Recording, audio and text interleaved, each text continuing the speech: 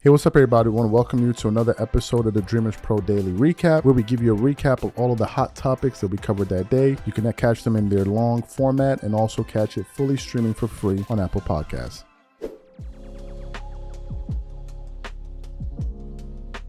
Let me get into this show right here. Yesterday, there was a pretty big game for me. I know some mofos didn't give a damn, but I gave a damn. Why? Because yesterday, there was a game between the Los Angeles Clippers and the Dallas Mavericks. Now, as you guys know, the Dallas Mavericks historically have always been a tough matchup for the Clippers, but Kawhi Leonard and these guys have always beat them in the playoffs. Nevertheless, they've been a very tough matchup, especially with Luka Doncic being able to take advantage of those switches that they do on those switches when they used to switch to Zubac or Patrick Beverley or Lou Williams and stuff like that in the past, right? And he's really had his way with the team. So he's always been a very tough cover for the Clippers historically, right? And he always plays well. So they had this game in Dallas. They had just won 8 games in a row, which means that they were going for 9 games in a row, and their streak was on the line. Now, if the Clippers lost, it didn't really matter because they've been playing really well. So if they lost that game, they would have been what 8-2 out of their last 10 games. So I'd be like, okay, fine. But I wanted them to win. So they went into that game, and I was watching the game.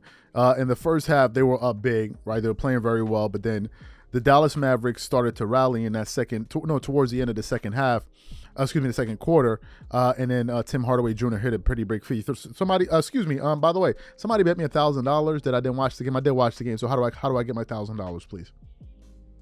How do I get my $1,000? Since you're ready to bet me $1,000, I would like my $1,000, please.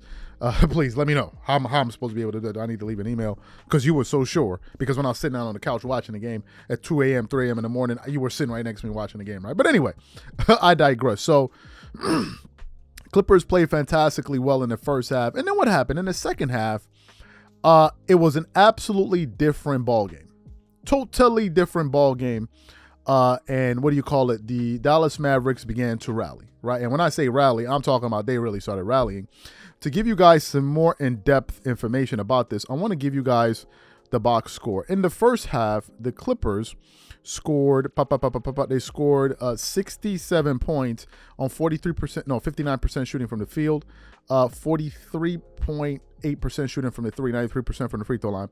The Dallas Mavericks scored 56 points on 41.7% shooting from the field, 42.9%. Now, let me give you guys the data what happened in the third quarter. In that third quarter, right, Clippers had a lead. In the third quarter, the Clippers only scored 18 points on 38% shooting, 36.8% shooting from the field on 12.5% shooting from the three. The Dallas Mavericks shot 42% from the field, and then in that quarter, they scored 27. So they actually outscored them by 9 points. Then in the fourth quarter, things started to even out. And in that fourth quarter, I'm not going to lie to you, it was a very, very close game. And the Clippers just fought, and they kept on fighting. And then the best player on the floor stood up. And who's the best player? It was Kawhi Leonard. Kawhi Leonard then proceeds to go in the fourth quarter, going 4-6 from the field, shooting 66.7% from the field, and scoring 10 points with 2 made free throws. He had one rebound, 2 assists, and 0 turnovers. And the Clippers ended up outscoring the Dallas Mavericks 35-28. And he came up big, especially towards the end of the game. He started hitting very big plays. And if I look at the total box score, he finished the game off with 30 points on 54% shooting from the field. He did not shoot very well from the three, shot 16.7%, which is unlike him because he's been shooting very well from the three this season. But he did get 10 rebounds, 5 assists, and had 0 turnovers, right? So he didn't hurt his team from that standpoint. And I was absolutely elated. Now, I want to address another point because we've had some people on the channel, I guess these are diehard Clipper fans that have been questioning my allegiance. When the Clippers initially made the trade for James Harden, I was amongst the people that did not think it would work. And I thought that it was totally unnecessary because the Clippers at the time had the best 3-man lineup in the NBA with Russell Westbrook, Kawhi Leonard, and Paul George. So I didn't see the need for it. And then when they did go out there and pull out that trade, what did they do? They decided that they were going to have a starting lineup that was comprised of Kawhi Leonard, Paul George, Russell Westbrook, James Harden, and Ivica Zubac. And I said, this is going to be an absolute disaster. And that's exactly what it turned out to be. They ended up losing 5 games in a row with Harden. And I said that the only way this thing is going to work, either Harden or Russell Westbrook needs to go to the bench. Then Russell Westbrook stood up, being the leader that he is, and said, hey, listen, I elect to go to the bench for the betterment of the team. The minute that happened, we made a video about it, and I said I expect the Clippers to start playing well. I said that. Now, what has happened since Russell Westbrook decided to go to the bench and what's happening now? If I told you I foresaw this happening, it would be a total lie because I did not. I did not see this team being so good. That's why when they went on a 2-game winning streak, 3-game winning streak, 4-game, I was like, I'm not talking about it because I don't know. Maybe it's fool's gold. But when they went to 5, when they went to 6, when they went to 7, 8, 9, I'm like, no, I got to talk about it. And then some Clipper fans were like, no, you get jumping on the bandwagon. And I said, listen, unless you guys want somebody that's going to sit up here and pacify you guys and lie to you, then you're in the wrong channel. If the Clippers are not playing well, I'm going to call it out. I'm going to call it out. If they are playing well, I will acknowledge them. I am not going to risk looking like a bozo to the rest of my audience to pacify a certain set of Clipper fans that want me to just say nice things and make excuses when they lose. I'm being fair and balanced. When they play well, you congratulate them. When they don't, you don't make excuses. You call it exactly like that's how you maintain your respect from other people within the audience. Because if you turn out just being one of those guys who's going to sit up here, twerk it up all over the place for your favorite team and your favorite players, but then be going hard at other players and other teams, they're going to be like, this guy's not serious. And I don't want to be that type of commentator. And if that means me jumping off the bandwagon, I don't care. I'm going to call it exactly like I see it. Now I'm praising them because they deserved it. And I'm also saying James Harden is exceeding my ex. I didn't see him playing as well. Someone asked me this morning, they sent me a message on Instagram. They're like, how good do you think this team can be? And I said, I don't know. I don't know, because I'd be lying to say if I did, because I didn't foresee this. They are playing at a level that I cannot believe. I cannot believe how well these guys are gelling. I cannot believe it. And I got to say this, and I was thinking about it yesterday. I'm saying usually in the past, teams like the Mavericks really used to give the Clippers headache. But James Harden presents something that he's just a problematic player to defend. He just is for some teams, and he wreaks all kind of havoc on the court with his ability to draw fouls, hit open players, his ability to pass, which is incredible. If I'm being honest, it's incredible. He's a better passer than Russell Westbrook. He is a extremely talented passer. Like, it's not even close. They have not. I think the last time the Clippers had a player this good at the point guard position was Chris Paul. It's unreal. And he's improving his defense. The team has improved defensively, and he's 6'5". He may not have the lateral quickness, but you can see him hustling on defense. And if you try to post him, he can defend you. If you try to put a big body on him, he can hold his own. When Luka tried to post him yesterday, he could hold his own because James Harden's a big boy. So to me, listen, this team, I don't even know where they can go at this point. I don't know. I don't know what the ceiling is. I don't know. But if they keep playing like this, everyone is going to be forced to take notice of it, which brings me to the real point of this show here, which is Kawhi Leonard.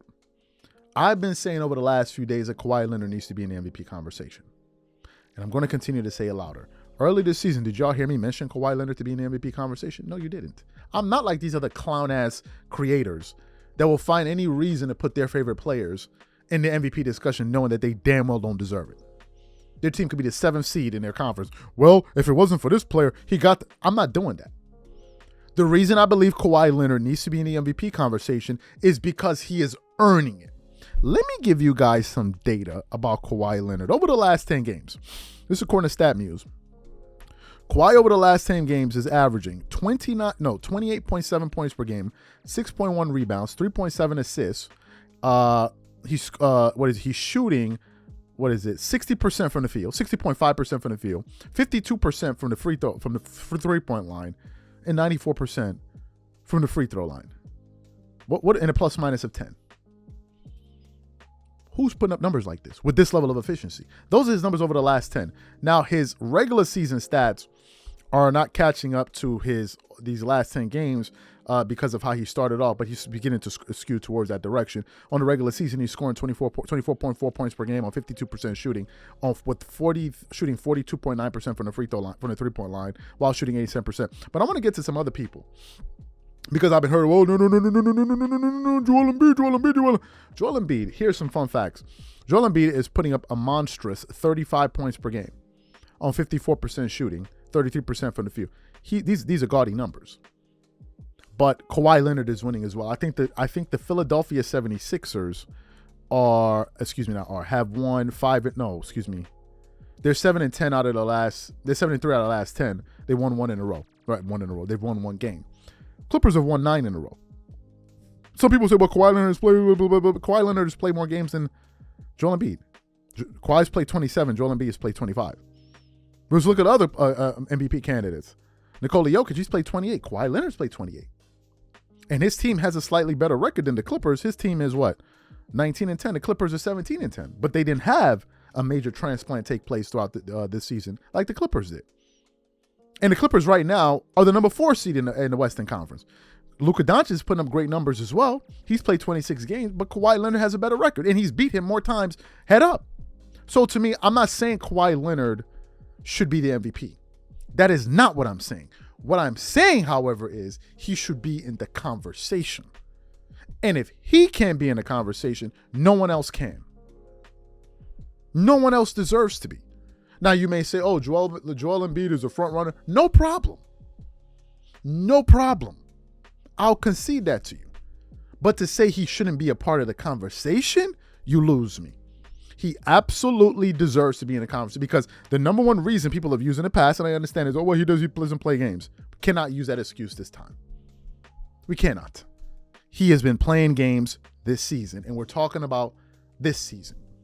And some people said, oh, well, you got to give him the benefit because he got to lose, and nobody wants to give the Clippers the benefit. So why did we give Nikola Jokic the benefit of the doubt all of those years when he was winning regular season MVPs and he had never won anything in the finals? Why did we give him the benefit of the doubt? Why did we give Joel Embiid the benefit of the doubt last year? What has Joel Embiid won in the playoffs? Nothing. But when it comes to Kawhi turn, well, we don't want to come on, stop. Give it up. I want to get straight into this topic here. As you guys know, the Lakers went out there and basically had a very, very embarrassing loss yesterday. And if I'm being totally honest with you, I was surprised to see that the Lakers lost that game. They were playing against, the Chicago Bulls. And let me just look at the Bulls' record quickly. Think about this. They were 11-17 coming into that game. 11-17 coming into that game. So I thought, smart money would have thought, okay, the Lakers are going to win that game. But instead, what happens? They go in there and they end up losing 124 to 108 points. And I was actually watching bits and pieces of the game because they started. Oh man, I think they started. I don't know if they started before. I think after the Clippers game. So I don't remember. But I was going back and forth from NBA.com, NBA League Pass, watching both games, and I couldn't believe that the Lakers were losing that game. There were points where they tried to make a run, make a rally. Well, I actually thought, okay, they're going to overcome this team. They're going to catch up and then ultimately topple them, given the amount of veterans that they have on their ball club. But nevertheless, they were not able to make up that. They were not able to make up the ground that they gave up, and ultimately they lost the game. And if I now look at the Western Conference standings, the Lakers currently sit at, the 8th seed. To put this in context, a few days ago they were in the 6th seed. So they're now at the 8th seed. They've lost 3 in a row, and they're 5-5 out of their last 10 games. And it's now causing some people to ask questions. Well, what's the real problem? What's the issue? What's the cause of this? Do you know what the cause is? I don't know what the cause is. So what happened? I tuned into ESPN today, and I came across a segment from ESPN First Take, and it was one of their quick takes segments. And they were asking, Molly Karen was asking Shannon Sharpe a list of questions. And it got to the point where they were talking about the Lakers, but before she asked the question, she played a quick soundbite from Derek Fisher, former Laker, former 5-time champion with the Lakers, to kind of give his synopsis on what he thinks the reason is for the Lakers now going 1-4 since the play-in tournament. And then Shannon Sharpe reacted to his comments. But before we even get into what Derek Fisher and Shannon Sharpe had to say, this video is brought to you by our sponsor, Aura. And then we're going to come back. Do you know what the fastest growing crime in America is today? It's identity theft. Imagine trying to log into your email only to see that your password has been changed. Then you start getting weird notifications from your bank and credit cards only to find out that all of your personal and sensitive information has been totally compromised. If you think it can happen to you and your family, just know that in 2020, over 49 million Americans were victims to identity theft, costing them a combined $56 billion. That is why we are excited to partner with Aura, who's the sponsor of this video. Aura is the #1 identity theft and financial fraud protection. Aura monitors the dark web and alerts you if any of your passwords and accounts have been breached. And funny enough, after using Aura, I discovered some of my credentials were floating around in the dark web, and the app showed me exactly when and where the breach happened. In addition, Aura allows you to set spending alerts, and they'll notify you of any suspicious transactions. Aura is 4 times faster than any of its competitors in alerting you if someone is trying to open a credit card or obtain a loan using your name. And remember this, every 14 seconds someone becomes a victim of identity fraud.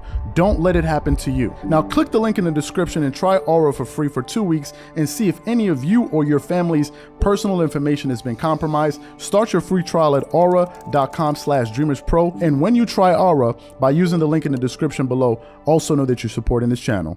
Thank you. So what we want to do is want to quickly play what Derek Fisher had to say and then play what Shannon Sharpe had to say in response to the, some of the woes that the Lakers have been facing, and then we're going to come back and continue on the show. Take a listen to what Shannon Sharpe had to say here. Another night, another Lakers loss. LeBron and company fell to the Bulls by 16 for their 3rd straight loss. They're 1-4 since winning the in-season tournament. Derek Fisher had some thoughts on what's going on in LA. In-season tournament conversation, that is a variable. I think there is a reason why you wait until the end to celebrate, winning a championship. Or go into that mode. Yeah, or go into that mode where, for 3 or 4 games, you raise to that playoff level. We know that after the season ends or after you win it or wrap up, there is a letdown. All right, quick take, Shay. This one's for you. Interesting point there by Derek Fisher. How concerned are you about your Lakers? Well, I'm concerned because they're not playing defense. They allowed the Bulls to shoot 55% last night. They had 8 players in double figures. And since the in-season tournament, D'Lo hadn't been able to locate his shot. He's shooting 34% from the floor, 22% from the three-point line. That's not good enough. The scoring load, the onus has been on LeBron and AD is still having problems with those hips.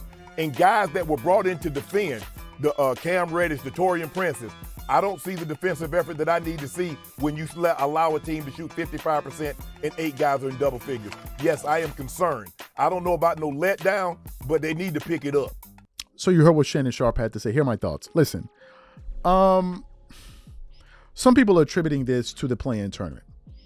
I got to ask you guys a very serious question. Excuse me, how hard was the play-in tournament? Did they fly to Jupiter to go? Did they go to Tokyo to go play that game? Or did they just fly to Las Vegas, a place you can just fly to from LA? Yes, it must have been some emotions in it, but for God's sakes, they did not just come off a 2-month playoff run. The play-in tournament was a thing that was happening on Saturdays and Fridays, like just these games that were just popping up at various points of the night in the regular season. I don't think it was, oh my God, they come. And that's okay. Let me ask you guys a question. And let's think about this sensibly. If it is, in fact, the play-in, and let's say the play-in equates to a 7-game series, because that's how many games you need to win it, are you telling me that if the Lakers go through a playoff series in which they play 7 games to advance to the next round, you're telling me that they're supposed to totally lay an egg the next round because they're tired? No, I'm trying to figure this out. Are you telling me that, okay, they went through a 7-game play-in tournament, good. So if they now move to the next round in the playoffs where games are more intense, where you can play more physical, you're telling me that they should be totally gassed for the next 7 games? Here's what I think. I think that there was a financial incentive for the Lakers and those teams to play hard, and that's why they played hard. There was money to go after. And in this case, it wasn't guaranteed money. Wait, you're talking about guys that are worth a few $100 million want more money? Yeah. There was a financial incentive. Let me ask, do you sincerely believe that these guys have been playing that hard if there was no financial incentive? If there was, then why don't they play hard for the All-Star game? They didn't play hard for the All-Star game, and they actually had cash prizes for various organizations. They didn't care. The financial incentive is gone, and therefore the care is gone. They don't care. I don't buy it. Oh my God, it's a fatigue and blah, blah, blah. Man, please. I'm not buying it. These are supposed to be the most conditioned basketball players in the world, and you're telling me they can't recover from a play-in tournament? Are you freaking kidding me? I don't buy it. I don't buy it. They're not playing good basketball, period. Let's not put it on the in-season tournament. They did not win the championship. Let's stop. Let us stop. I watched the Clippers play for 2 months or 2 straight rounds, damn near, and only get 1 game off for like 2 straight rounds in the playoffs, 2.5 months in the playoffs. And they were playing every night. So what's the excuse here? I'm not buying it. Y'all are playing games with fans. Oh no, it's the emotional letdown of what? They didn't win a championship. What are you talking about, the emotional letdown? So if the team gets to the playoffs by the second round, we're gassed, man. We can't play anymore. We're out of here. I don't buy it. And in the playoffs, teams are usually playing every other night. I don't buy it. They're just not playing good basketball, period. Don't try to put it on the play-in tournament. They did not just play. They didn't just come from the finals. Like, I'm sorry. I'm not going for it, and I don't think you should either. I'm sick of these excuses and all of the games that people play in the media. Call it like it is, and I don't buy it. Recently, Ja Morant made his return to the NBA, and he made it in a big way. Came back, hit a game-winning bucket for his team. I believe he finished that game with something like 34 points, although he was a bit rusty in the first half. But in the second half, he really came on strong. But then what happened? At the end of the game, as he was leaving, he was running through the tunnel, and he said, I kept receipts. Right, I kept receipts. And then he went to the post-game conference where he was basically saying that he kept receipts of some of the things that were being said about him, or that's been said about him over the past 6 months or whatever.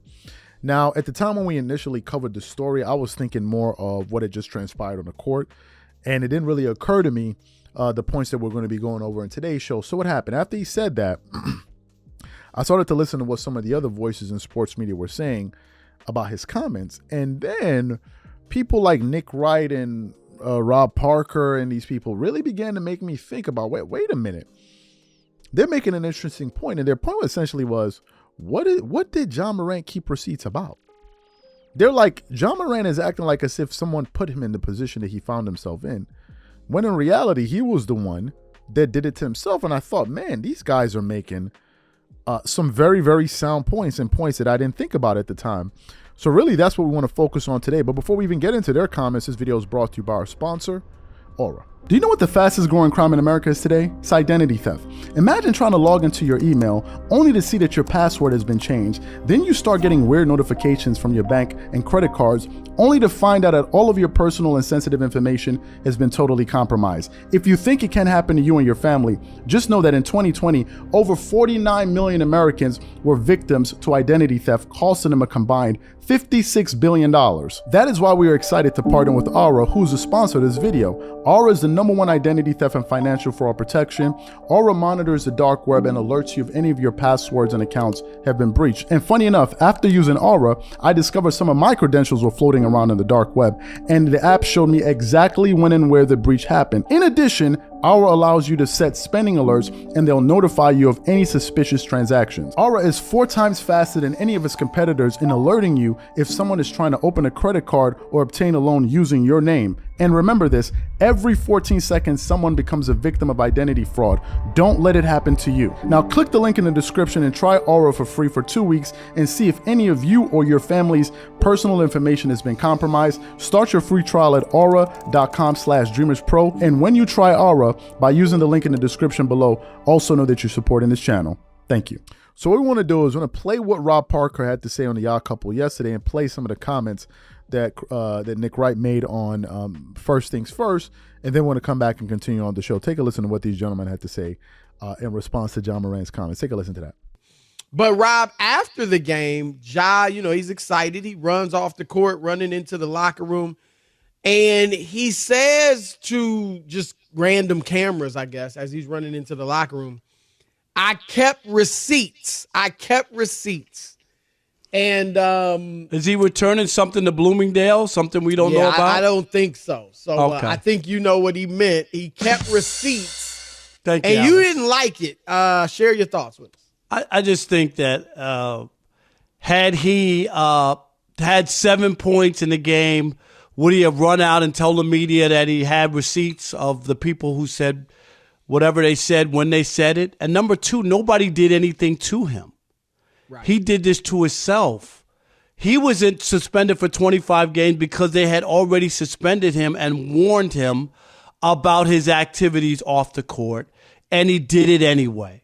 What receipts are there for anybody? Nobody's done anything to him other than analyze the situation, talk about what went down, how stiff the penalty was it just? Nobody did anything to him. It was the same thing when Dion, after they won, beat TCU, and Ed Werner, do you believe now? And I'm all this other stuff. I didn't hear any of that, Chris, when they blew a 29-0 lead or when they lost 5 of the last 6 games or they were getting drilled.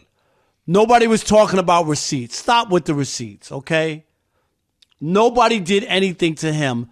And you just wonder, and I understand, he had a big night. He feels he can stick his chest out and thumb his nose at everybody. Nobody did anything to Ja Morant. Chris, Ja did it to himself. And the sooner you let that go and move past that and just get back to being a great basketball player, having fun at the game, and get your name out of the headlines for bad stuff and good stuff, that's how you move on. Worrying about what people wrote and said when you were suspended or when you got suspended to me, is counterproductive. I think that they are likely going to be on the outside looking in. B, and this is the part where I'm actually going to be the downer. I love watching Ja Morant play basketball. I also don't think Ja Morant's a bad guy. I want to make that clear. I think he's made some really terrible choices, and I think that he has to mature. I don't put him in the bucket of some guys off-court stuff, and we don't have to get into it. I'm like, oh, you're a bad person who might just be great at a sport. I don't think that about Ja. But I also, once again, wonder how much growth or learning or maturing he's done with the I kept receipts. Kept receipts about what? What was, I'm just curious, and I'm being serious here, and I know I sound, and sometimes I say things, I'm like, gosh darn, you sound like your dad, and I guess we all do that to a degree, and I don't mean to. But what was the unfair commentary? What was the, Ja Morant got so many levels to me of equivocation or justification for what was undeniably reckless, irresponsible, immature behavior. You know, at the very least, it was that. Right. And I just, you know what it echoed to me? It echoed after the first time he got suspended or stepped away, when his dad showed up at the game and they're wearing the redemption T-shirts.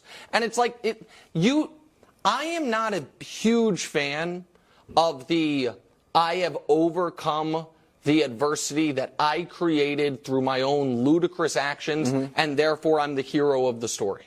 And so it's a great moment, but I don't necessarily believe in the Grizzlies as a team, and I'm not certain that we're going to have a new and improved Ja Morant. So you heard their points. Listen, I think these guys make a fair point.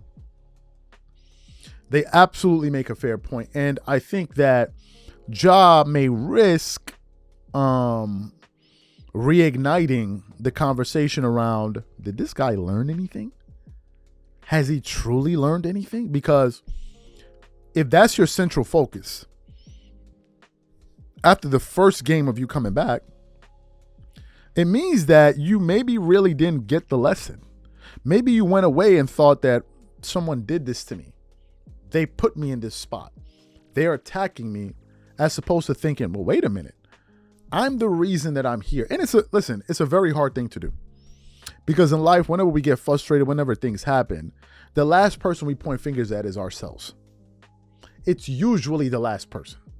It's our girlfriend's fault. It's our wife's fault. It's our husband's fault. It's your mother's fault. It's your dad's fault. It's your boss's fault. It's the person up the block. It's this person over there. It's that person in the subway. It's that person at the gym. It's always everybody else. It's the government. It's the law. It's all of this stuff. And then we get to the point where we're like, okay, but wait a minute. What role did we play in all of this? And sometimes it's not your fault, but sometimes it is. And sometimes once you get into that point of self-reflection and you start going through, well, what did I do? What have I done? Then you quickly begin to realize, oh, wait a minute. I played a role in all of this. Let me trace my decisions that I've made over these past 6 months, year, whatever it is, and understand what role those things played in my current predicament. And chances are there's always a level of culpability that needs to be laid upon us as well, no matter the situation. No matter the situation. oh, I think she's crazy. I'm dating her. She's crazy. She says a lot of crazy. Yeah, but you knew. When you took her out to eat and she said that comment, you're like, what did she say? And you decided to overlook. You knew. Or I think he has you knew. So I don't want it to be that Ja feels like someone is attacking him, because when he was doing all of those things, he was doing on his own volition. No one was forcing him to do a damn thing.